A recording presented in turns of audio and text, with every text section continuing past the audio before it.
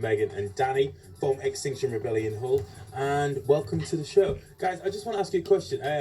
Do you see the group as controversial? And when people hear rebellion in a title, is it usually associated with something negative? Because, like, if you're rebelling, you're sort of going against the machine, and the machine isn't always in the right. I don't know, who wants to take that one first? Luke, do you want to go for that one? Sure. I think the rebellion aspect of Extinction Rebellion is real. We are actually, I'm happy to say this, I'm not very happy with the government. I think they have some major issues. They're not dealing with climate change as much as they should be. So when we say Extinction Rebellion, that's our choice. We can either go extinct or we can rebel. I prefer not to have like a full-blown rebellion. We just get the government to come and sit down with us, have a chat, and be like, "This is what needs to happen. Let's get it done." But if the option is extinction, I'm going to go rebellion, and I'll see how far that rebellion goes. But honestly, when I first saw the title of the group, the name of the group, I kind of chuckled to myself because like this sounds like something out of an X-Men comic. Do you know what I mean? Because anytime they have the storyline, it's always X, something that sounds like X. You know, Extinction Rebellion. I was like, okay, like that is, and it hit me sort of a few seconds after. I was like, oh man, that's kind of morbid. Do you know what I mean? Like people are actually thinking, okay, we are on our way to being extinct, and we have to stop it. And it was just like, damn, that's insane. Megan, what do you think? I was just looking at Danny actually, because I know that we were talking about stuff earlier, like the fact that you know, some of us see what's going on, like the way the media portrays things, or you know, the way the police are reacting to us and things, and like we could become quite saddened by that. But for me, it just it gives, like I say, I've got that fight in me at the moment, and it's just making me more defiant. But I know that it takes a lot for some people to be willing to risk arrest, and in some ways, like for me, that shows like the seriousness of the crisis that we're in, that people are willing to put their liberty at risk to raise, not even raising awareness, like it's literally just, we're there to hold the government accountable because they're not doing what they should be for the people. They're not protecting the people. They're voiding their contract with the people because they're not protecting us from this threat. And Danny, what do you think? I think along the lines of what Luke and Meg have said, like the government, its responsibility is to protect the people, and then we obey that in sort of like a social contract, which is like, okay, we're the people, you're the government, and we'll accept your rule given that rule is to benefit us. But the fact is that we've known for decades, and there have been decades of indirect action, protests, marches, petitions, lobbying of MPs, and none of it's worked. It's all failed. And now it's the case of saying, look, like, where does that line come where you say, okay, like now you're not actually protecting us, you know, this is a corporatocracy in which you have the vested interest of our politicians in money and profit. And it's like at some point we have to say, right, this is enough. Like, look at what's happening to the earth around us and the people and the world that we live in. And that's why for me. And with climate change, obviously, the facts and the figures, you know, it's there. It's, you know, it's the printouts of the evidence is there. Do you think that the change that have come have been a raise in awareness of our sort of own personal effects and what we can do as individuals, and by people changing personally on a smaller level, is that enough? it really isn't. No. I feel like a lot of our society is quite individualistic, and we're told your problem is your individual. You're the cause of your own problems, right? And when it comes to climate change, it's just not the case. Whereas the problem we're all facing as individuals, but it's a problem we're facing as a society as well. But we've got to look at why climate change is happening, because it's not just happening by accident. There's a short reason why there's a lot of carbon dioxide going up in the air, because right now our entire economy and society is really based around, it's entire energy dependent on fossil fuels. There's a giant battery in the sky. It's around for about 12 hours a day. We could use that to power a lot of our society. And wind, hydro, all these things are really good, effective means of powering society. Problem is, it's not very expensive, so you can't really make too much profit off it, because once you've built it, it's kind of there and you've got to maintain it. But when it comes to fossil fuels, how many people are involved in the fossil industry? It's a massive job creator, and it's also a massive profit creator for a very specific type of people. that's kind of why we're in this mess right now, because there's a lot of people who don't want to give up their money, or at least their massive profits, and they'll rather sacrifice our entire species. I mean, the IPC told us we have a... What's the IPC? Sorry, it's... International... Intergovernmental Panel on Climate Change. Cool. I'm not very good with acronyms. Okay, so... but yeah, they put a report, and it's pretty damning. We're looking at, from some expectations, a 1 in 20 chance of extinction. Wow. That is playing Russian roulette, well, with a 1 in 20 gun. Yeah. But if you were to get on a plane and you were told there's a 1 in 20 chance that it might crash and kill you, would you get on this plane? Certainly not. No. So you're now on a planet that you're depending on. There's a 1 in 20 chance it's going to die. That's a great What do you analogy. do? We can't exactly get off because no one wants to go. No, exactly. So you got to do something. Yeah. I think that's interesting. And I think, like, one of the things that I've had conversations with friends and saying that, okay, yeah, as you said, everyone sort of creates their own problems and it's down to the individual. However, if we didn't have certain things at our disposal, would people be making the journey to shops to buy the toothbrushes, the plastic containers? If people had the option to, if there were more sort of I don't know, I'm trying to think of the word here. Eco-friendly sources for like gas, electricity. If people knew more about this stuff, do you think they would actually switch over, or do you think they'll just stick with what they have? Do you think it needs to be a bit more of a martial law like push into this sort of new way of thinking and understanding? Because remember, people are lazy. Most people won't even click on a link that you send them on Facebook to watch that takes you to another page to watch a video. What makes you think people are going to like want to go through the hassle, and I say it's a hassle, I've just done it, switch over their gas and electricity to a more eco-friendly provider? I'm asking you. I think it's like, goes back to, links in with what Luke's saying, in the fact of like, it's profit over people.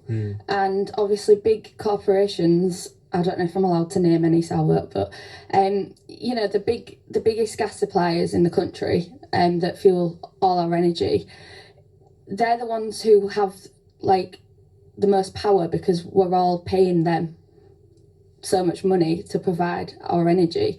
So they have a bigger means to advertise. So obviously, like, the smaller, more eco-friendly suppliers that are out there, they are out there now. As you say, some people maybe don't want the hassle of switching. They don't have as much money and power to actually advertise their products. But I suppose once you're in that kind of loop of like the eco-friendly thing, like, I'm always getting the adverts on my Facebook now, because Facebook knows that I'm interested in those kind of things, so it's always coming up with the names of them in the adverts. I think some of the products are getting like more widely available. Like, home bargains, you can buy a bamboo-based toothbrush now. There's so much more makeup out there that's vegan. You could get eyeshadow from Asda for like £3. Or that's other vegan. supermarkets. Or other supermarkets are available. So yeah, like, that's just a couple of examples. And I do think that pressure will come from like consumer demand. So the more that we as people like demand these products to be eco-friendly, the more that companies will change their options that we can buy. But again, it kind of does feel like it's all this kind of like consumer driven things. Yeah, and I think because we like to, when we shop into personal experiences, isn't it? We buy the things that we want, that we think that we need. And I sometimes think that when you tell people you shouldn't be buying this, you should be getting that, it causes people to freak out, because nobody wants to be told what is good or not good enough for them. And like, do you think that's one of the reasons, and why do you think talking about climate change and Extinction Rebellion can be so emotive, and in a way it's quite a divisive subject? Is that right? Would you say? I would say definitely yes. And I think it comes from this blame culture that we have, in which when we start these conversations, it's all about, well, you're part of Extinction Rebellion, but you're not doing this, you're not doing that. And we start pointing the finger at each other. And that's what is different about this movement. I'm not going to deny that, yeah, we need to make our lifestyle choices as individuals to try and be more eco-friendly, and that consumer demand will change the way that the businesses sort of act. But at the end of the day, it's the government that has the power to make the big decisions. And right now they're allowing further exploration for gas and coal and extraction of it. They've removed subsidies for green energy. So when you're looking at these decisions that are being made by the government, they negate all of our lifestyle choices because they're the big decisions, the big contributions, and where they're saying, let's stop pointing the finger at each other and let's point the finger at the people who have the power. Does anyone want to build up on that? I think it's important to know that the government is supposed to work for us at the end of the day. They have power because we give them power. At least that's what we're supposed to believe.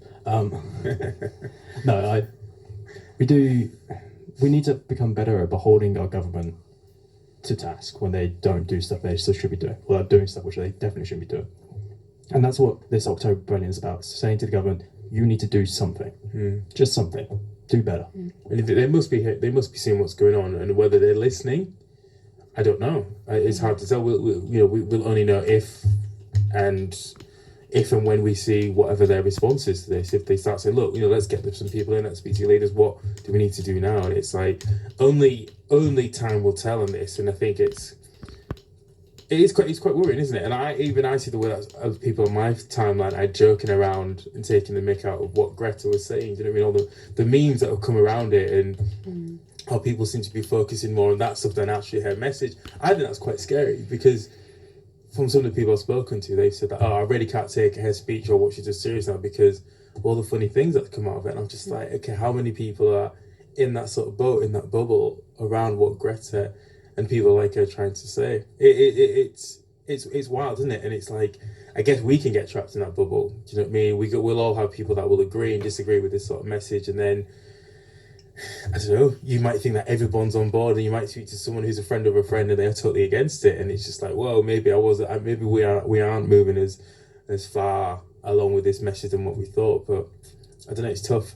Do you think, as young people at New Hull, do you feel connected to this movement? Do you feel like your voices are being heard through Extinction Rebellion?